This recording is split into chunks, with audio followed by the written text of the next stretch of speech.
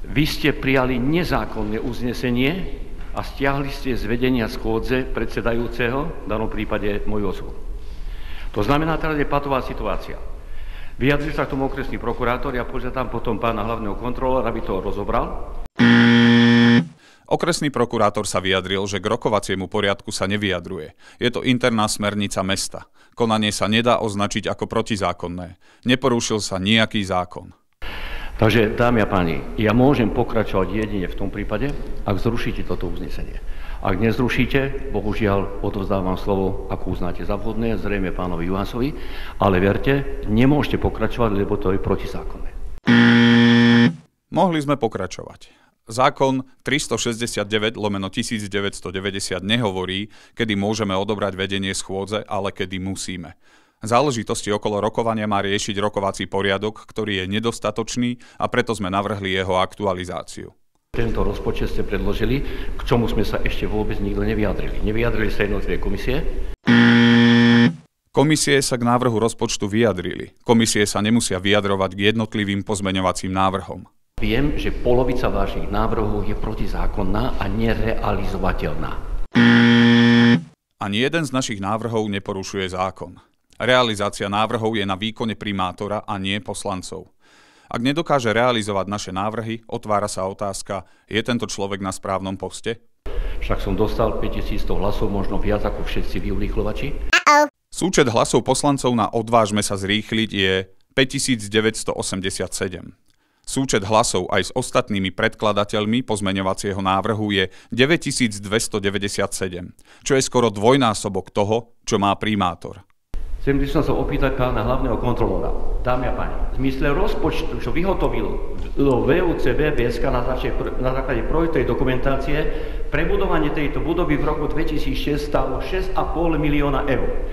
A ja sa vás pýtam, môže mesto Rimanská Sobota vziať 6,5 milióna eur a zaťažiť rozpočet mesta s takouto obrovskou sumou? Prosím, odpovedzte na to.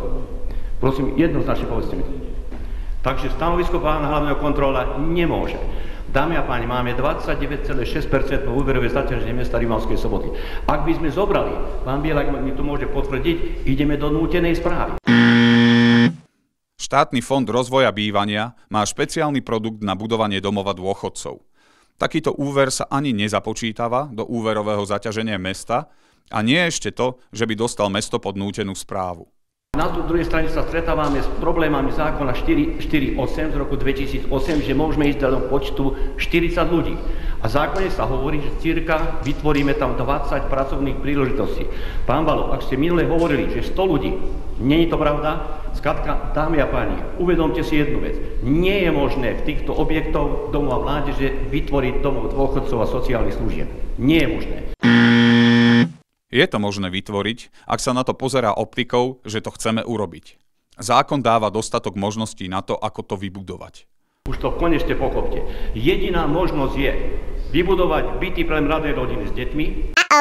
Ktoré mladé rodiny by chceli bývať v mikrobytoch bez parkovania a infraštruktúry? Mesto má zhruba 38 žiadostí o pridelenie mestského bytu. Kto naplní zvyšných 100 bytov? Nestačí nám ako memento Česká ulica? Tam dostaneme 6,5 miliónový úver, 55% z tejto sumy dostaneme úplne nenávratný finančný príspevok a 45% budú platiť ako bezúročnú pôžičku obyvateľa, ktorí tam budú bývať. Budú to byty pre mladé z rodiny deťmi. A nehnevajte sa na mňa, poviem otvorene, nepustím tam ani jedného Róma, pretože oni majú svoje byty priamo na Čiernom meste. Ak si podá rómska rodina s deťmi žiadosť o pridelenie mestského bytu, pridelí im mesto byt na sídlisku Dúžavská cesta, kde mesto nevlastní ani jeden byt? Vy ste sa pýtali, čo je s 34-bytovou jednotkou na ulici Hostinského. Ale ja vám odpoviem, že čo je s tým. Však vy ste robili projektovú dokumentáciu, za to zrejme sa o to zaujímate. Takto. Viete veľmi dobre, poslanecký zbor prijal rozhodnutie, uznesenie, že túto 34-bytovú jednotku bude stavať firma Adamstav. Podpísali sme zmluvu na základe uznesenia bývalých poslancov mestského zastupiteľstva. Pán Adam ma navštívil, ktorý jednoznačne povedal, že suma 950 eur na meter štvorcový jemu nevystačuje. Viete, poznáte, pán Valo, tento zákon? Ten zákon hovorí o tom, že firma, ktorá sa podujme vystavať túto budovu, musí vystavať na základe, teda svojimi vlastnými finančnými prostriedkami a potom mesto Rimavská Sobota s úverom zo štátneho fondu rozvoja bývania to odkúpi. Jednoznačne od tejto zmluvy, pani Muráriková, prosím vás, kontrolujte ma, odstúpil pán Adam. Primátor zastavil výstavbu, pretože nechcel pripojiť tento bytový dom na centrálne vykurovanie tak, ako mu to káže zákon. Tým pádom nebolo možné dostať stavebné povolenie. Páni, oddialujete výstavbu internátu a rekonštrukciu internátu a bude nám to chátrať ďalej. My sme tí, ktorí navrhujú urýchlené riešenie rekonštrukcie tejto budovy aj s jej využitím v prospech obyvateľov Rimavskej Soboty. Je to práve primátor, ktorý túto pôvodne funkčnú a zdravú budovu nechal za uplynulých 6 rokov takto schátrať. Poďme na Kurinec. Dámy a páni, vy ste v podstate zastavili čo len jeden cent na dostavbu tobogána na Kurinci. Nezastavili sme, práve že sme ponechali 100% finančných prostriedkov, ktoré vyplývajú zo zmluv na to, aby sa mohol toboganový komplex aj s dopadovým bazénom dobudovať a je povinnosťou dodávateľa ho aj postaviť. Minulé mestské zastupiteľstvo odsúhlasilo 300 000 eurový úver na vybudovanie tobogánu. My sme s pani Murárikovou urobili, prosím, pustite to, tie zábery. My sme s pani Murárikovou v podstate vykonali výberové konanie na dodávku oceľových konštrukcií a zároveň na dodávku technológiu plastu. Vyšlo nám to komplet za 317 758 eur. Pani Muráriková, dobre? Dneska je situácia aká? Ja ale toto mám pokryté s finančnými prostriedkami, lebo ste mi to dali, aby som tých 20 000 eur, to ste mi pridali. Ale problém je v čom? Problém je v tom, že ja neviem ďalej budovať ten tobogán, pretože ja musím vybudovať dopadový bazén, musím pripraviť tie jamy, ktoré sú tam na Kurinci. Vybudovanie dopadového bazéna, ako aj celý tobogánový komplex, je zahrnutý v zmluve, ktorá je financovaná z rozpočtu. Podľa vyjadrení osôb zodpovedných za výstavbu je výstavba toboganu v horizonte do 15.6.2019 nereálna z technologických dôvodov. My sme za rok 2018 získali do plusu 115 000 eur čistého zisku, čo budeme splácať ten úver, čo mi odsúhlasili minulý rok poslanci mestského zastupiteľstva. Nie je jasné, či rekreačná oblasť Kurinec vytvára zisk alebo stratu, keďže sa tam neúčtujú všetky náklady. Nie je tam účtované kosenie, vláčik, niektorí pracovníci. Kladný hospodársky výsledok je zrejme iba fatamorgánou. Pán primátor, dovolím si vám pripomenúť len jednu zmluvu, ktorá je zverejnená na stránke mesta a je podpísaná, je platná. Je to zmluva so spoločnosťou LM Trade Sereď, ktorá bola vysúťažená a vyhrala dodávku prác. Technológie. Nielen technológie. Bod 4. Miesto, čas a spôsob plnenia. Odsek 4.1.3. Dodávka a montáž bazén plus strojno-technologická časť bazénu plus bazénová fólia plus technológia bazénu, strojovne, rozvody bazénovej vody a elektroinštalácie. Existuje ďalej samostatná zmluva na oceľovú konštrukciu a tobogán. Všetky tieto financie podľa týchto zmluv na dodávku a montáž kompletného diela tobogánu sú kryté rozpočtom. To znamená, nie je pravda, že zastavujeme rozvoj Kurinca, je to všetko vkryté v našom návrhu rozpočtu. Na základe prečítanej zmluvy je jasné, že sme financie na tobogánový komplex vrátane dopadového bazéna zanechali v rozpočte kompletne. Prosím, pani Muráriková, informujte pánov poslancov, ako je to s týmito verejnými obchodnými súťažami, čo sa týka oceľovej konštrukcie plus technológie a plastu. Čiže na oceľovú konštrukciu bola samostatná verejná obchodná súťaž v cene 138 073 eur. Uhradené z tejto sumy máme 124 265,88 eur. Čo sa týka plastovej časti tobogánu a technológie, ktorá vlastne súvisí aj s prípravou bazéna, pretože tie technologické časti musia byť v dopadovom bazéne, tu bola suma 179 685,57 eur, uhradené je 35 937,11. Všetky tieto časti sú už vyrobené, čiže obidvaja dodávateľia čakajú len na pokyn, aby mohli začať s inštaláciou, ale mesto musí tak či tak urobiť výkopové práce na dopadový bazén a vlastne všetky tie kanalizačné prípojky, ktoré sú súčasťou projektu. Dobre, máme na to finančné prostriedky?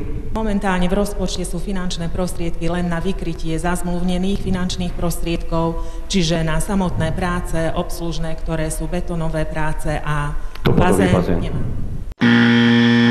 Vedúca ekonomického oddelenia potvrdí, že financie na doplatenie zmluvy sú v rozpočte zachované. Žiaľ zatají, že súčasťou zmluvy je aj dopadový bazén. A spomína betonárske práce, ktoré ale nikde uvedené nie sú. Na kosenie ste zobrali 100 000, 101 000 eur, to znamená, že mechanické čistenie miesta na čistenie miesta. Ľudia na nás nadávajú, že máme špinavé miesto a vy chcete zobrať 101 000? Áno, zobrali sme odtiaľ 101 000 eur. Ale ponechali sme tam 185 000 eur, čo je dostatočná čiastka na mechanické čistenie mesta. Ak by v tejto kapitole nebola skrytá prevádzka vláčika, tak by sa naše mesto lesklo ako Las Vegas. Takto sa jednoducho robí pozitívny hospodársky výsledok na Kurinci na úkor služieb obyvateľom. Máme tam tú fontánu, ktorá je v podstate už na 80% hotová. Vy ste nám na to nedali finančné prostriedky. Vážení občania mesta Rimavskej Soboty, uvedomte si jednu vec. Tá fontána tam bude oplotená, ako je teraz momentálne, nedokážeme to dokončiť.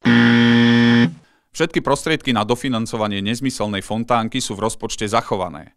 69 000 eur za výmysel, ktorý nikto neodsúhlasil, a na 6 materských škôl sa podľa pôvodného rozpočtu dostalo iba 20 000 eur, čo je 3300 eur na rok pre každú materskú školu.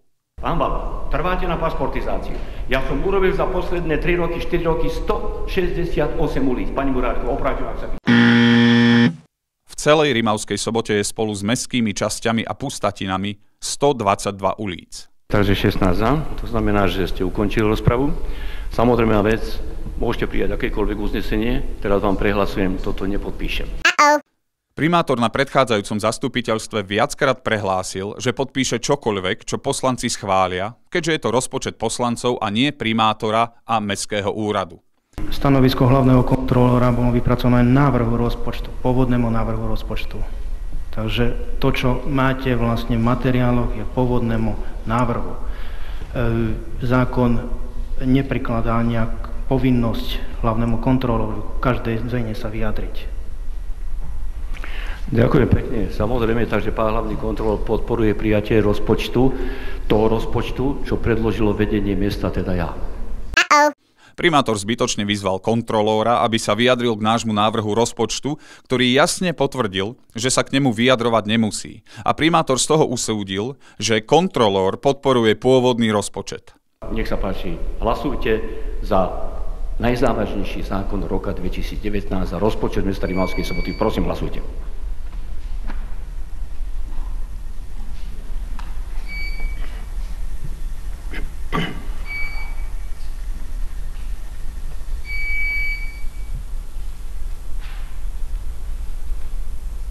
Ďakujem pekne.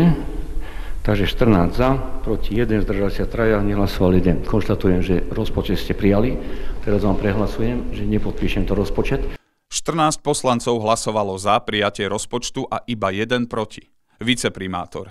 Primátor ho napriek tomu rezolútne odmietol podpísať, hoci na predchádzajúcom zastupiteľstve viackrát prehlásil, že podpíše čokoľvek, čo poslanci schvália, keďže je to rozpočet poslancov a nie primátora a mestského úradu. Ak tento návrh príjmete, teoreticky to je úplne iný návrh, ako sme dali my. Teoreticky nechali ste tých 48%, pán vedúci ekonomického odboru, čo sa týka školstva. Ostatné všetko ste rozsypali. Môžeme ísť aj podľa tohto. A ak teda poslanci vy to schválite, teraz vám prehlasujem, podpíšem tento návrh, toto uznesenie, rozpočet na rok 2019.